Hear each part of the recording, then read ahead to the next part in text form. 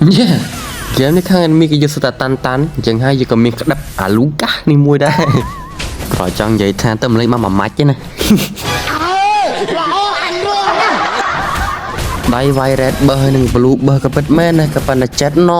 តែខ្ញុំហើយនឹងមេកំពុងតែផ្ទុះវុតដាក់គ្នានិយាយពីខឺតអើយខឺតអេគ្រឹតពេកវាយខុសបើបដ ហើយដូចត្រង់កន្លែងនេះអីតែចង់ចូលមកចាប់របស់យើងឲ្យគេភ្លេចមើលខ្ញុំនៅនឹងពីអ្នកតោតែម្នាក់ម្ដាយមួយជើងបែកជន់អូនតែជាតិណាស់មានស្នេហ៍បន្ទាប់ពីយើងមានលុយយើងក៏ចុះមកជួយ experience land ស្រាប់តែមកដល់សិឡុងកសលជាម៉ាន់តិចអត់ព្រមទៅផ្ទះសង្ស័យចាញ់បោកស្រីទៀតហើយមើលទៅថាស្រីបោកក៏បោកទៅចោណាតែប្រុសបោកទៀតបងបិននិយាយសុំថតបោកស៊ីឡុងអើយអាស៊ីឡុងអញ្ចឹងហើយបានថាមកអីយកទៅណាកុំរឹសស្អាតពេកប្រយ័ត្នគេបោកចឹងឈាមធម្មតាព្រមទៅផ្ទះបកាច់យកអញ្ចឹងហើយបាន10អីអាប៉ែនេះមកទៅពុកនិយាយសាសនអូប៉ែតាមួយសង្ស័យស្រីបោកដែរមើលទៅបែកគេចូលអូនគេតែ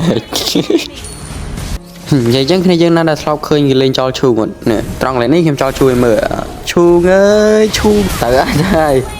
ទៅឥណ្ឌាឡើងពីរនេះហើយសម្រាប់គ្នាយើងណាស់ដែលអត់ទាន់ follow page កុំភ្លេច follow page ដល់ One Gaming ម្នាក់មួយផងអរគុណ Let's go enjoy to gameplay